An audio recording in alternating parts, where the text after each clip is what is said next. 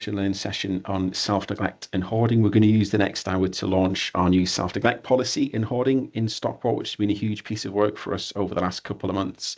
I'm Jonathan Burrows. I'm the business manager for the Stockport Safeguarding Adult Partnership, and I'm joined by two colleagues, and I'll let them introduce myself. So, Julia, can I come to you first, please? Hi, everybody. Nice to see you all. I'm Julia Newton. I'm the Principal Social Worker in Adult Social Care, and I also have a Head of Safeguarding and Dolls role. Thanks, Julia. And Lou? Morning, everyone. Lou Atkinson. I'm a prevention manager for Greater Manchester Fire and Rescue Service. I cover Stockport and Trafford, and I'm one of our organisation's designated safeguarding officers. Thanks, Lou. So, yes, we're here to talk about the self-neglect and hoarding policy. And just so everyone's aware, I know Julie said we've got quite a bit of content to cover today, so we will move at pace. We'll be sharing the slides with you after the session today, and I'll be dropping a link to the policy into the chat later on in the presentation, so you've all got access to that. So the purpose of today, we're really excited to launch the new policy with you all, talk through what that means, and we're going to be looking at how we strengthen multi-agency understanding and confidence around self-neglect and hoarding. We'll be sharing some national and some local data, position statements, learning that we've had. But then most importantly, the thing that wraps all this together is what it means for yourselves as practitioners working in Stockport, where you can find that information, where you can access more support and find out more about what this means for you. So we always like to start these sessions with a bit of an introduction to the partnership. Not everyone's aware of the Safeguarding Partnership and why we're here and what we do. So we are a statutory board that sit under the Care Act 2014, and that really sets the scene and sets the statute for what we have to do. Essentially, we are what we say we do. We are a genuine partnership working across the system. And it's about us getting that assurance and overseeing the effectiveness of all those safeguarding interventions that we all deliver day in, day out, and just checking that things are happening as they should be. And where we've got learning or things that we want to see change and improve, we work together and we also, really come together and make that change. We have an independent chair, Brad Howe. Brad joined us at the end of last year, so he's relatively new into post in Stockport. I know he's been and met a couple of different services, so that's a name and a face you'll start to see a little bit more. We are quite a small team in the business unit, as we're called. So there's myself and Susan, who does all the quality assurance and the data and the audits for us. But then more importantly, we have all our partners on the right-hand side of the screen there. So we've got our statutory partners, the local authority, Greater Manchester Police and NHS Greater Manchester in the ICB.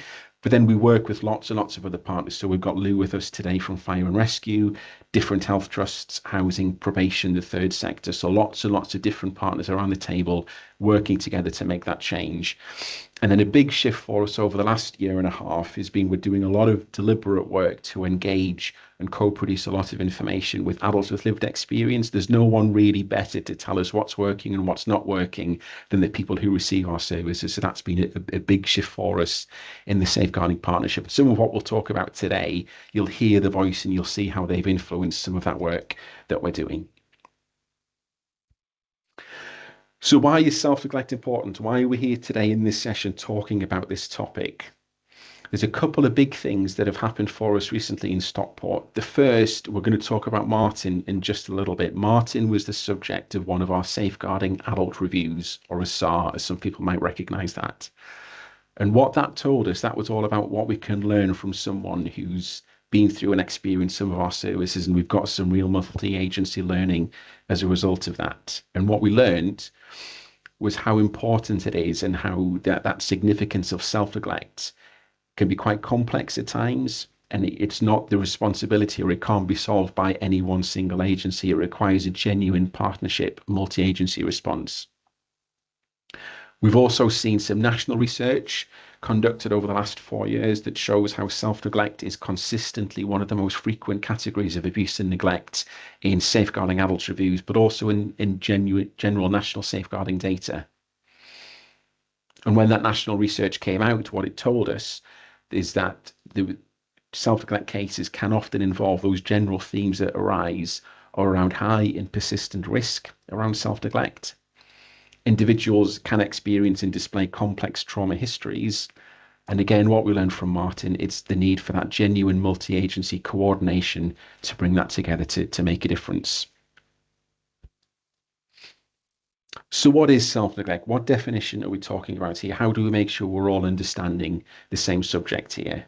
Self-neglect in itself can take many forms. It's quite a wide term that we all can use, but understanding what it really means just needs a bit of refining here. So that's what the document that we'll share later on in the policy talks about. It takes many forms, but it's mainly where we're talking about an individual who is consistently not engaging with services or refusing that persistent refusal of assistance for services.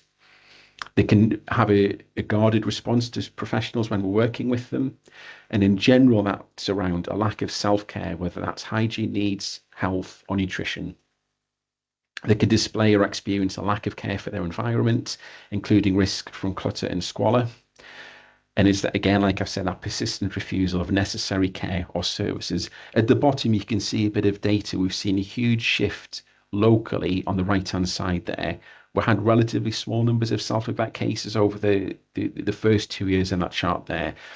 And then in 24-25, we saw nearly a 300% increase, jumping from 30s into 90s around how we recognise and work with self-neglect. And I'll talk about where that's come from.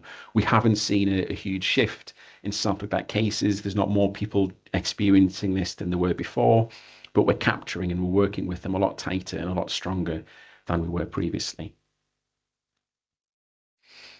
The second side in that previous slide talked about links to living with squalor and clutter. The second kind of aspect that we're talking about here is hoarding. So again, just a bit of definition here so we're all understanding what we're talking about here. Hoarding, or sometimes this is referred to as collecting. And it's the where we see large volumes of belongings that impact the use of a person's room or living space.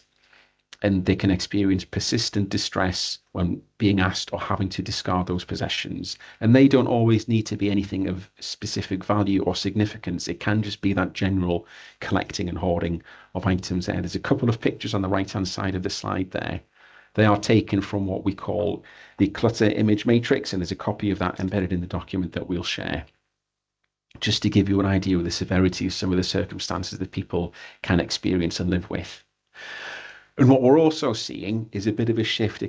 Hoarding doesn't just need to refer to physical items. We are starting to see what we call digital hoarding. That's not as recognised nationally in some of the definitions there, but again, it's what it says. It's that distress and that collection of digital information rather than physical items. But where we see this causing an impact on someone's living conditions and life experiences, we see that impact on utilities. We see impacts on key areas of hygiene, potential or actual vermin infestation.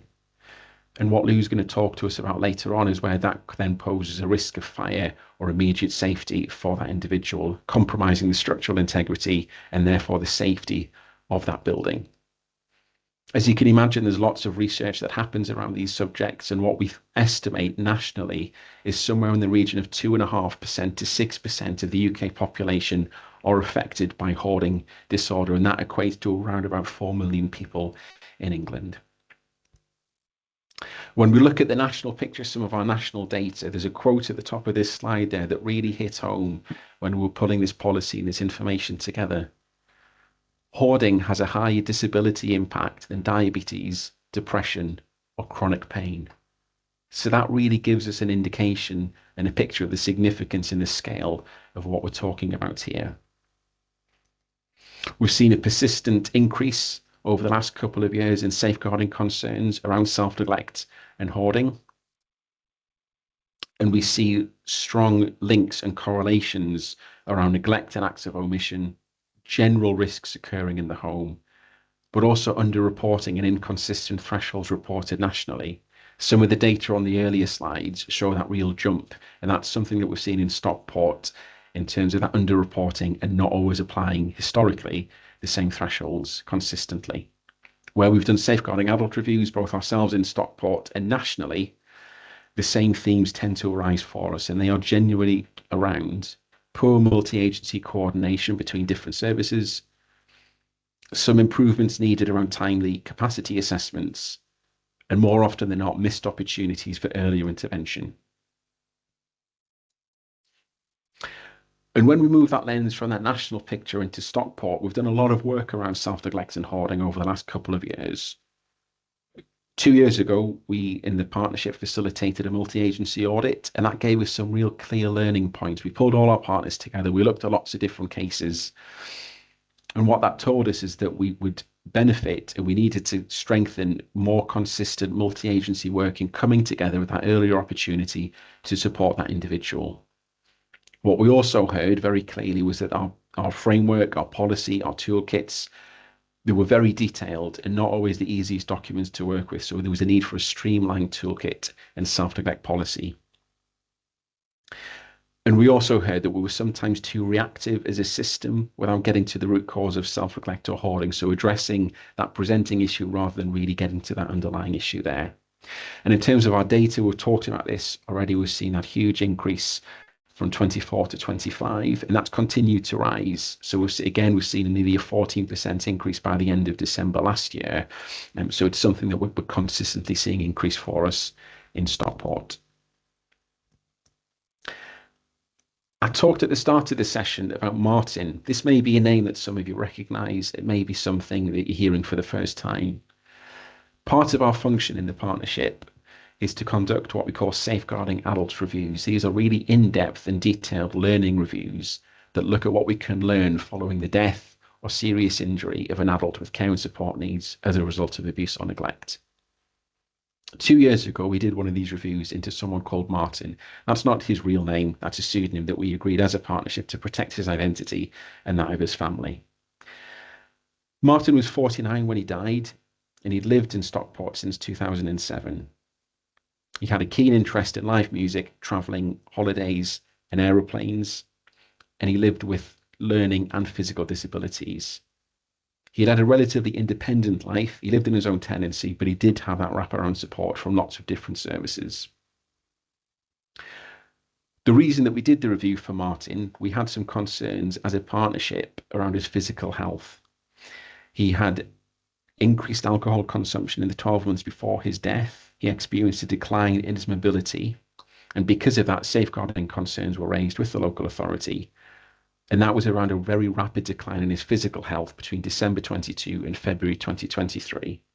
What we saw as part of that work was there was very obvious self-neglect linked to his alcohol consumption, and we needed to work together as a system to safeguard Martin as a result of that. Sadly, Martin died, and the cause of death was decompensated alcoholic liver disease, where agencies had not effectively shared information or recognised his needs until shortly before his death. And that's a quote from the inquest for Martin. We came together as a system.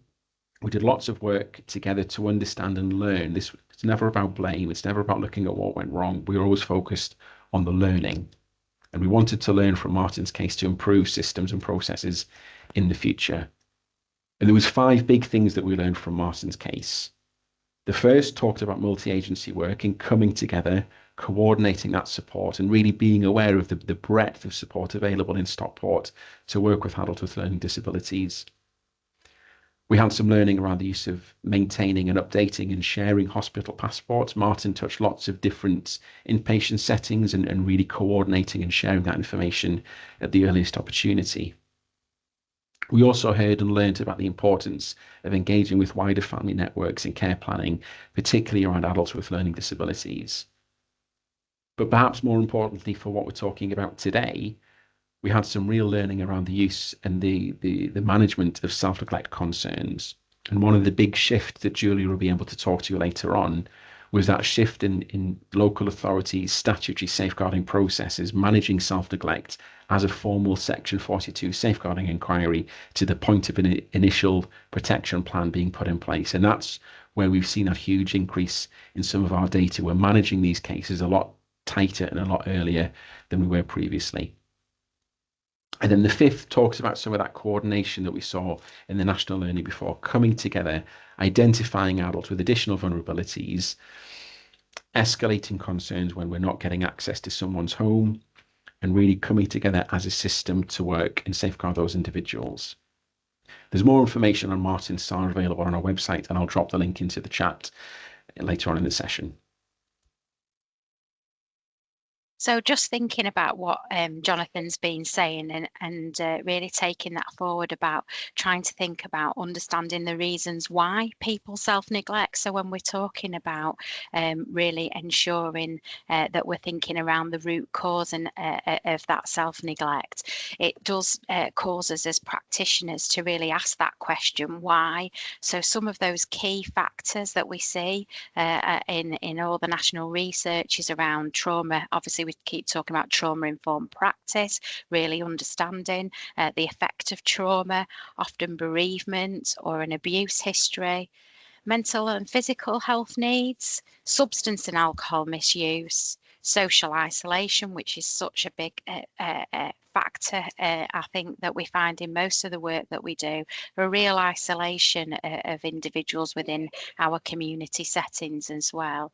And then that real fear of losing independence and mistrust of services as well. So it's, you know, these are all factors that we need to understand around what might be going on for that individual when we become involved with them, and taking a bit of that step back to understand why, where, how do we need to work and what do we need to focus on. And it's a really complex area of practice, and I quite like this quote that we found as about practitioner skills around building trust and rapport, showing patience and continuity, demonstrating legal literacy and completing thorough assessments are all important in supporting effective practice. And I think for me, it's one of those things for us to hold on to around the difference that we can make in people's lives, but it's slow, it needs patience. And it's also around really understanding that legislative framework that we work within when we're trying to support people who self-neglect and hoard, etc.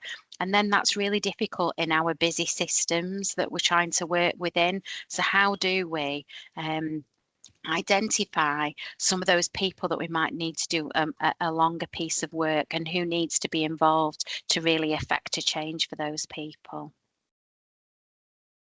So just some of those key legal duties, and I'm not going to go into them, you'll be pleased to know, but just always want to keep making sure that people really have that, the tools in their toolkit about actually which are the pieces of legislation that we need to jump into to support us.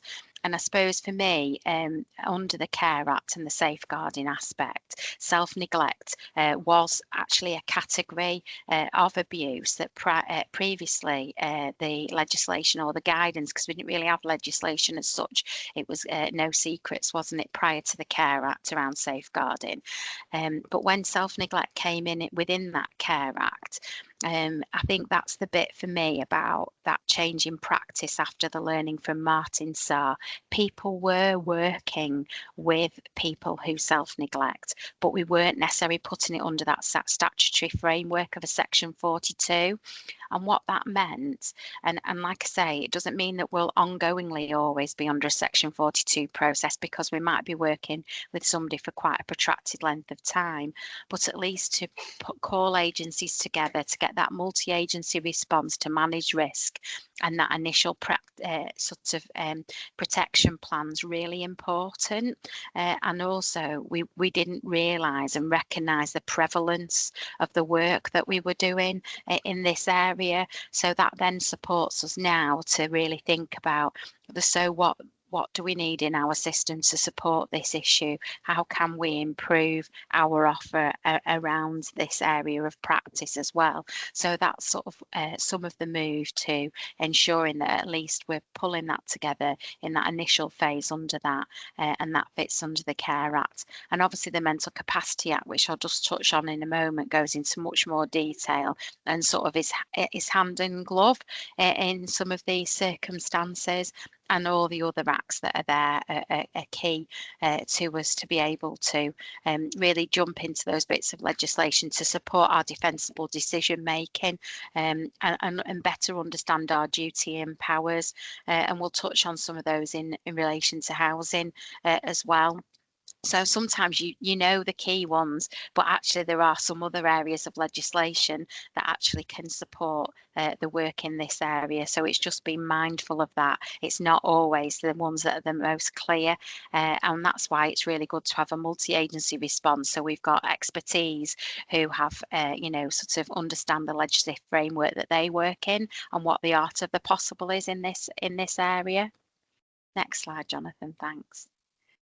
So just touching on mental capacity and executive functioning, and I think it's so important around mental capacity and in this area of practice, and really thinking around those core assessment components really, and it's really ensuring that we're working with people and really making sure that they've got an understanding, that they can retain the information, they're weighing that information up, and they can communicate those to specifics, so it's always decision specific. I suppose the role of executive functioning. So we know we work with people who can verbally sort of understand and can give us quite a good narrative quite often when we're working with people who self-neglect.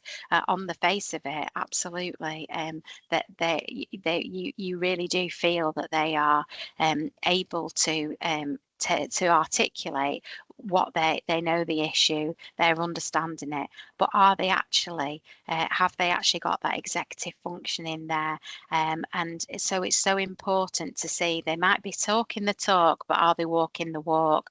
So it's really important to gather the information in respect of capacity around what are you observing, what are they saying they're doing but they're not actually doing, and what's the impact of that as well. So that really builds up your assessment. It's not just on what the person is articulating, which can be quite plausible and believable as well. And it's so important that we document our rationale around the work that we do to make sure that those decisions, have the best outcomes really. And I'd always say, and I've highlighted here, always document your working out. So it's not just the bit at the end, it's actually the bit about how you've actually conducted and come to the decision in respect of capacity. Some of the questions you've asked, really, really detailed documentation in this area of practice when we're managing quite severe risk at times. And ensuring that everything that we're doing, and I know a lot of you know this, it's some of the basics, but are we making sure that we're really using accessible language, that we're bringing in specialist teams when we might need to, and that we're really thinking about reviewing those assessments. Just because we've assessed somebody as having capacity in one area or at one time in their life, we all know that can be quite a changeable picture as well. So always reviewing those outcomes as well. Next slide, Jonathan. So just some of the learning really from SARS from the national picture as around capacity.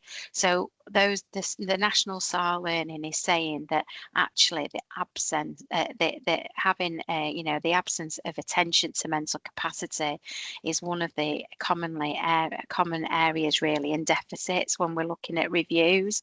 So that's why we're really pushing it about really reflecting have actually we undertaken the capacity assessments required. And also, it's not just about the absence of the assessment where we should have had one. So I know there's always the first part around the assumption around capacity, but where we've got somebody that's constantly objecting to services where it's having a significant impact on their well-being, a question, whether we really need to make sure that rather than just saying that there's not led us anything to believe that they lack capacity, we need to do a little bit more around actually assessing that in greater detail. And the other element that they say is that often the assessments around capacity are not sufficiently robust. So it's really making sure, when I say about writing your working out, it's really important that we're really capturing why we've come to the decision in respect of whether somebody actually has capacity or not. But we must always remember, and I like this from Sky as well, is that just because we say somebody has capacity to make their own decisions, that doesn't justify inaction from us as statutory services. So there's still things we can be doing. So we're always balancing that, aren't we, around sort of what's proportionate, etc. But it isn't just, oh, well, they've got capacity, it's a lifestyle choice and we walk away. That absolutely would still be criticised in the work that we do. So just reflecting as well, in this area of practice, we know that substance misuse is a significant issue, and we know how difficult it is even for us as professionals when we're working with people who misuse substances, and really trying to ensure that we've got a real key consideration around assessing mental capacity, and it's whether people are able to use and weigh up information. And obviously alcohol can have a short or a long-term impact around somebody's executive functioning, but I suppose these are the things that we need to just remember, that substance misuse is unlikely to result in ongoing loss of capacity, but there are options when that might actually be the case, and that's when it might be interacting with an underlying disability, or there's evidence that it's caused cognitive deterioration due to brain damage. And I suppose what my reflection is that often when we're working with people who misuse substances, we need to keep revisiting that capacity assessment. We need to be thinking about what are when are the episodes where we might capture them where they are not under the influence of any substances. What are the conversations that we need to be having with them around a proactive sort of care planning process with those individuals, those risk assessments we need to be doing with those individuals at a time when they might have capacity, because we've always got to try and maximise the ability for somebody to obviously make decisions for in relation to themselves. And just some top tips, really, essential questions to consider when we're looking at in respect of capacity. So was the person able to take in what we've told them in this environment? So were we in the right space for them? Do they need to go through it somewhere quieter or more familiar? So are we really thinking up front about where's the best place to conduct this piece of work? Have we given the person all the information that's relevant to them? And I think for me, it's about all those realistic options. And, you know, we've really given them some real things to consider that are on the table, that are just not sort of blue sky things that they can really touch and feel, as it were. Have we just told the person? So have we just had a conversation with them, or have we given them information in writing? Could we draw a diagram for them? Have we used pictures or symbols? For some people that might be a better methodology. And then also, did they have a family member or a support worker with them? Is there somebody that did they need some more support in relation to the conversation that we've had? And then, you know, for me, you know, there's something about, did we give them time to think it through? So we know that, you know, often we're working at pace, we're in and out, etc., having some really, really important conversations with people, but have we given them time to think it through? So just some things for us to consider as well in our practice, really, in this area. And for me, having some of that written information as well, that's all evidence, isn't it? It's all you're working out as well about how we've absolutely involved the person to give them maximum opportunity to contribute to that assessment process as well. So you hear this term often around professional curiosity, and we're always thinking in the Safeguarding Partnership about think family as well. So are we thinking wider? So curiosity in safeguarding, it really helps practitioners look beyond the obvious signs to uncover hidden risks and deeper issues. So always be thinking that why question that we mentioned at the beginning. Why? What else do we need to know? Who else do we need to speak to? Why is this person presenting like this? Why are they behaving in this way? Really trying to get to that root cause. Thinking about that wider family roles. Have they got care and responsibilities for children or individuals?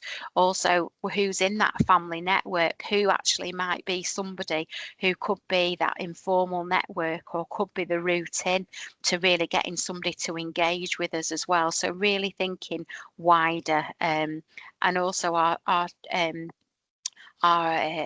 children's colleagues as well are really keen that we're always thinking, you know, are there any impacts for children at all?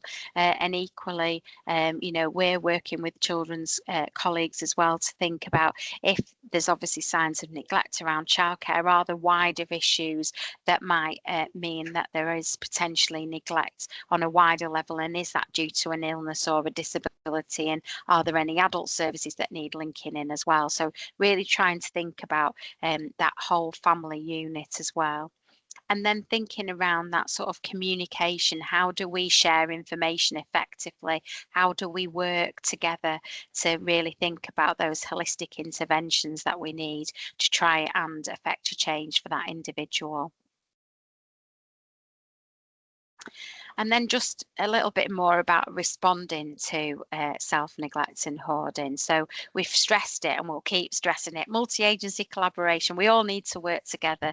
These are really situations that are quite often sort of multi-layered, aren't they? And, you know, multiple agencies are involved, and often we need to bring people in to make sure that we are understanding what actually needs to work and how we work together to affect that change.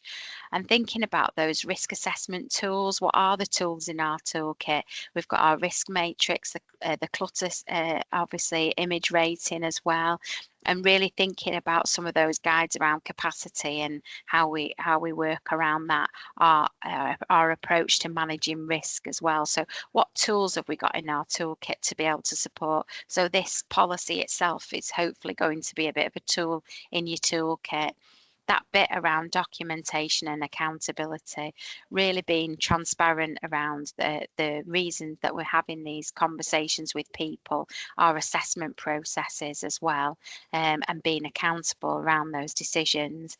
And then adaptable in our approaches. So thinking about, actually, there might be times when we think about who that key worker is that's going to really stick with that person, that's flexible. We might want to meet them outside of their home setting if that's particularly traumatizing for them, given the hoarding, etc. How are we thinking about how we're adapting to ensure that we're going to get the best engagement from that individual in that sort of knowing what we know about them as well. So I touched on it before around really thinking about, and I like this sort of weigh scales really around what's proportionate and what's our duty of care. And we must remember that it's always a balancing act, isn't it, in this arena as well.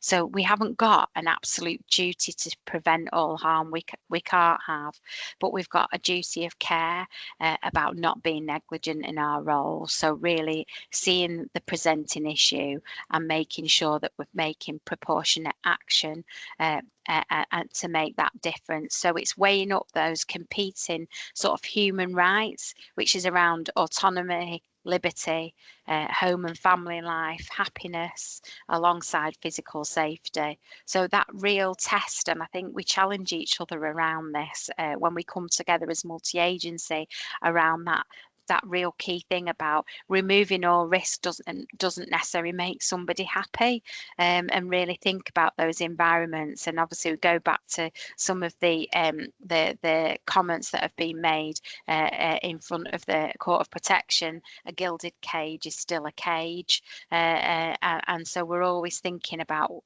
weighing that up. But that's where you're working outcomes, your decision making, not just documenting your final decision, really weighing up where have you drawn on all those different legislative frameworks that we work along around why absolutely there may still be some residual risk for this person, but this is bringing some joy to their lives as well, and this is what they would want for themselves as well.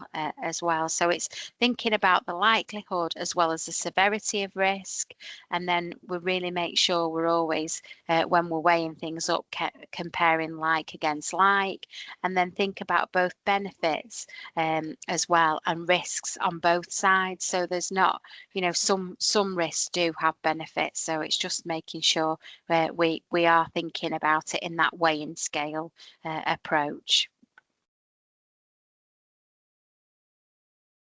And we were just going to play for you a little short case study around some work that we've done in this area in Stockport.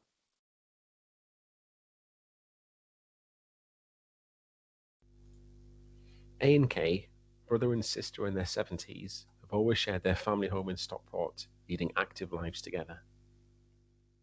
When A suffered a fall, K called emergency services, leading to a discovery of severe hoarding and unsafe living conditions.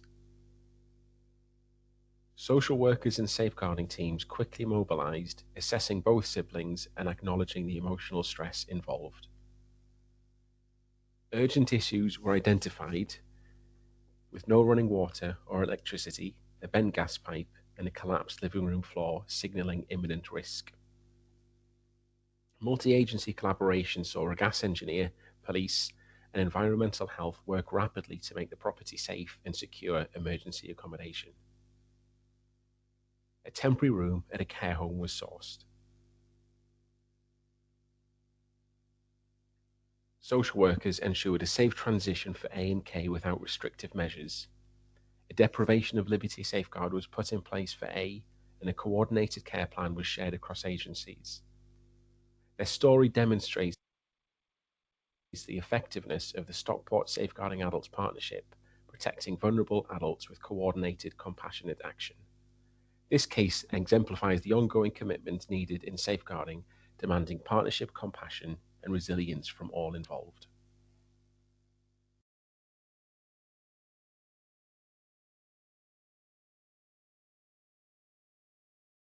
So that was a really complicated piece of work that was undertaken.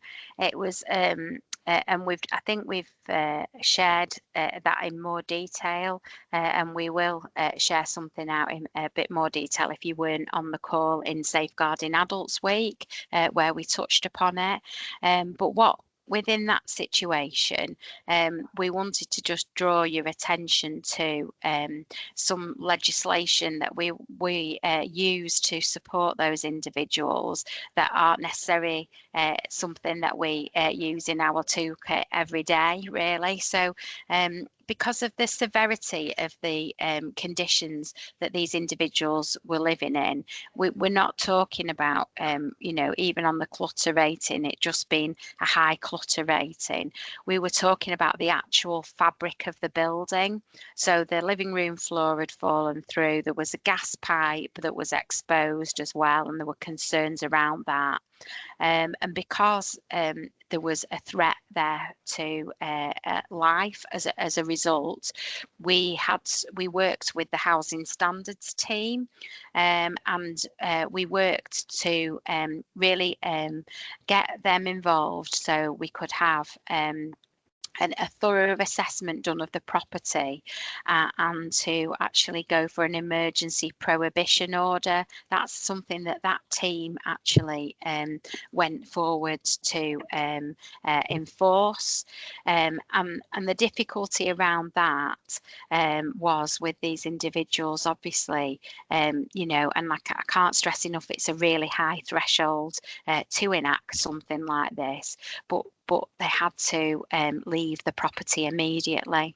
So there's quite a lot of coordination with adult social care, with fire and rescue, with GMP, as well, and the housing standards team. We had to get a care home involved. We had health professionals involved.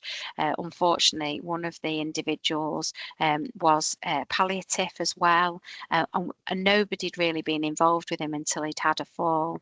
And so we had a care home placement lined up for them, but to actually get them to leave the property, we had to have a plan as well with GMP, because we were really struggling to get them to engage to leave the property, and therefore we did think that they might need to be arrested to actually get out of the property, and then the plan was that they would be de-arrested once they were out of the property.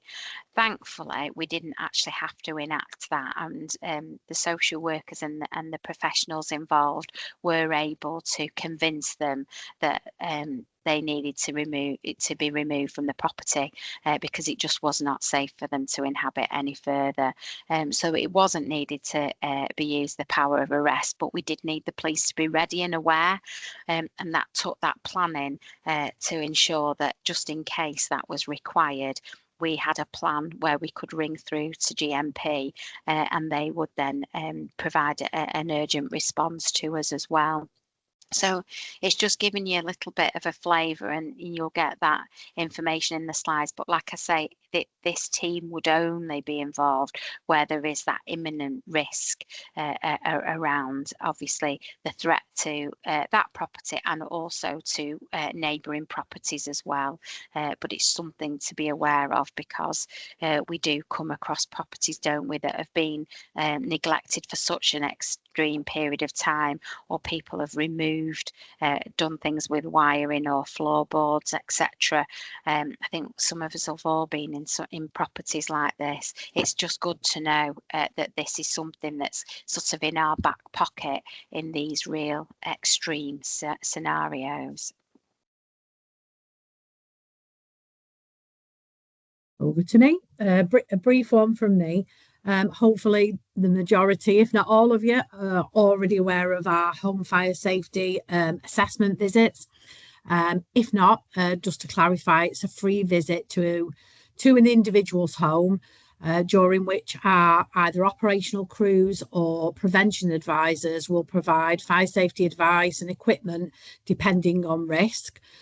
So during that visit, the assessment will look at the health of the individual or people living in the home environment and the daily activities, in order to best understand the fire risk and provide the best advice.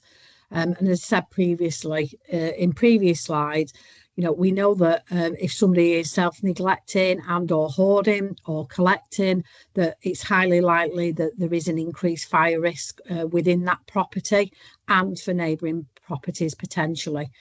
So we want to see referrals through from yourselves for those individuals. The outcomes for the free visit is for eligible individuals, and I would say a high percentage of people who are referred through to us are eligible for a visit based on their fire risk. So our teams will provide advice, risk reduction equipment, so not just smoke alarms, we also install heat alarms, and if there's evidence of carelessly discarded smoking materials, we can provide fire retardant bedding and throws based on the risk. So we know that people who, old people living alone, people who smoke, substance misuse, prescribed medication, etc. We know that they are the people who are more likely to die in fires. And we do know from our data, our fatal fire data, that quite often people who do die in a fire are unfortunately known to other services, but not known to ourselves. So we've been doing a lot of work, especially with Julia in adult social care, to ensure, some of you may be already aware, that it's sort of an opt-in now rather than, an opt-out rather than opt-in referral through to us. So Liquid Logic has now got a HFSA referral embedded within Liquid Logic for adult social care teams. So anybody who's working with an adult via adult social care will be referred with the consent of that individual. So they're the people that we need to we need to visit, and we're just seeing more and more self-neglect and hoarding cases prevalent when either we're doing a home fire safety assessment, or it might be when our operational crews are responding to an incident within the home. Okay. Blue as well, I suppose one of the things I was just going to come in on, even if somebody's not consented and where we've got real severe risk around this, there's definitely something about escalating that through to, say, for example, myself, because there is, you know, Lou and I work really closely together, and the fire service are really flexible about their approach. So we'd really think about how can we get the right information to them to get those people to engage with us, and we'll be creative with that as well. So don't see it as the all right, they've got capacity, for example, around consenting to a fire risk assessment. If you've got if we're talking about severe concerns here, don't leave it at that they've not consented. Do raise that and escalate that, through obviously get support from your manager, but also come through to me if needed, and we can think about, are there any other things that we could be doing, and how we work with Greater Manchester Fire and Rescue to be as flexible as possible, because we really want to be preventative in our approach. And sadly, Lou, I think we just need to highlight, don't we? We are seeing, we are having fire deaths, and I know we're not, you know, we are doing a lot of prevention. I think Greater Manchester's been recognised, haven't you, your service around doing some really good preventative work, but it sadly is something that we do get in touch with each other, don't we, where we have had those deaths as well. So it's something we all want to be working together on. Yeah, I mean, just to add to that, Julie, just briefly, we have attempted, even though consent has not been in place, we have attempted a joint visit, whether that's with a social worker and one of my team, to see if we can just get over that threshold. And I'd just say, if anybody's arranging any safeguarding MDT meetings and there is a fire risk, if you just invite me along and we can be part of that multi-agency discussion. Okay. Thanks, Lou. Thanks both. So just wrapping this up, I suppose we'll spend quite a bit of time this afternoon talking about some of the definitions and approaches and services available. I've just shared a copy of the new policy in the chat there, so you should all have access, and we'll make sure it comes out in our newsletter and other comms. I just wanted to spend 2 minutes just talking about some of the tools that are available in there. Julie has mentioned already, this is all about making sure that our toolkits, our kind of, you know, resources at our fingertips, is as strong and adaptable as it can be. So within the policy document itself, there's lots of information, lots of definitions. We've tried to keep it quite streamlined, which I hope you'll see. But we've also tried to keep it quite practical and usable. So for example, one of the sections talks about this flow chart is in there. This isn't prescriptive, it's not exhaustive, this isn't kind of the only steps you would take, but it's just designed to guide you through having some of those conversations, where to turn to for help if you're not getting the outcome, where to escalate, how to use that approach, and what to do next. It raises the point we've already mentioned, that importance of thinking family. So it talks about making referrals to children's social care if that's a concern that we're seeing within that environment there. But more importantly, kind of supporting that individual, looking at what that adult needs and getting that support in place. Again, one of the other tools that is in the document is this chart that you can see on the slide there. We're not saying in Stockport that if you don't fill this in, we won't accept any referrals in any of the services. Again, it's just designed to kind of prompt some of those thinking and prompt some of the conversations with an individual. So where we've got concerns around self-neglect or hoarding, really helping us to be specific in guiding that person through talking with us what we're concerned about, but also recognizing some of those strengths. What is it that we can build on around their personal care needs, their lifestyle care needs, their well-being, and any additional risk factors that we need to look at and address? And it's just there as a bit of a conversation prompting to help you document your thinking, writing out your working out, so that when we are raising concerns or escalating, we're really clear and specific what we're concerned about, what's working well, and what that individual wants to see change. And making safeguarding personal is a big thing that we've tried to push in all of our work, but in particular in this work around self-neglect and hoarding, putting that person at the heart and at the centre of what we're talking about there. The 6 safeguarding principles, we talk about this in a lot of our work in the safeguarding partnerships. So for some of you, this will be really familiar. Some of you might not be as familiar with the 6 safeguarding principles, but essentially it's 6 guiding principles there that should underpin everything that we do in adult safeguarding. And it's about putting that person front and center at the heart of our conversations and our work with them. So the first principle talks about empowerment. That's about supporting people to make their own informed decisions. And we've had lots of conversations today, what that looks like, what capacity and executive functioning can look like within that. The second talks about prevention, acting early, taking action before harm occurs. So we've got that preventative approach. Being proportionate, responding appropriately to the level of risk that is presented, having the right level of response without over or under responding within that. The fourth talks about protection, having support in place, representing those in greatest needs and having those protection plans when we need them. The fifth is partnership, working collaboratively with other organisations, system partners, services, communities, organisations, working together with whoever we need, whenever we need them. And the sixth and final one talks about accountability, ensuring that in all of our work we are transparent, and we take responsibility in our own part of the system for safeguarding practice.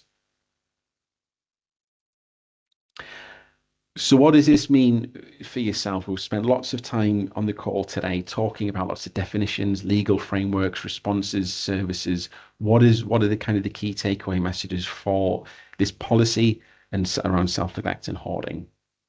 We hope we've really stressed the point to prioritise relationship building, working with that person, putting them at the heart, understanding what it is that they need in that specific circumstance. And in the case study for A and K, they both needed different things. So working within that system to support them in the right way. We always talk around professional curiosity, having that at the back of your mind, understanding what it is, getting to the root cause of that issue and working with system partners where we need to. And as part of that, making sure that where we do need to share information, it's done in a timely way and supports a multi-agency response. Knowing how to access, understand and use all of the different policy tools, frameworks, toolkits that we have in Stockport. A lot of them are on our website. We've got our TriX multi-agency policy and procedure site in Stockport. So just making sure you understand things like the risk matrix, the clutter scale and different triage pathways that we have. And as Julie has mentioned, and Lou's talked about as well, documenting decision-making, understanding what it is that we need to see change, why we're putting that referral in, why we're raising a concern or escalating for that individual, what is our working out. It's not always about the end answer, but it's about the process that we walk through to get to that point. Understanding and underpinning the different legal frameworks, including the Mental Capacity Act that sits alongside that. And we just wanted to finish off. It's not always just a single agency response, and I hope the slides today have kind of shown, in fact, it's sometimes the opposite of that. The policy in the toolkit is one tool that we have in Stockport, and that's just designed to guide you in your decision making and working with individuals there. But there's lots and lots at our fingertips in Stockport that we have within our partnership. So a few of the offers that are available are on the screen there. Lou's talked about the home fire safety assessments and how we're working and with that kind of opt-out system there. We also have different partners available. Age UK are able to offer practical home support to maintain that home environment for eligible individuals. The Stockport Support Hub is available to provide information, advice or support to help professionals and members of the public find the right service for them. Stockport Homes offer tenancy advice and support where there's a tenant in one of their properties. And finally, the Safeguarding Adults Partnership there. Our website hosts a range and a real wealth of information around multi-agency safeguarding policies and procedures, in particular on self-neglect and hoarding, but lots and lots of other information is available for you there. So I'm going to stop the recording now, and we've got 3 or 4 minutes left at the end just to take questions or comments from anyone on the call. Thank you.